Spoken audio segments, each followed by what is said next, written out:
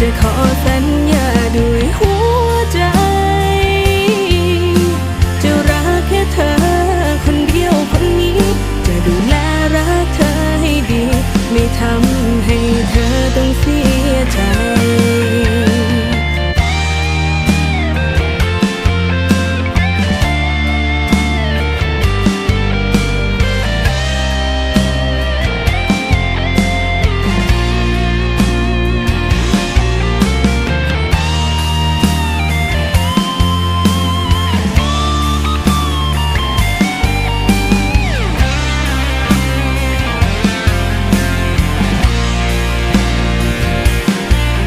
ขอบคุณในความหวังดี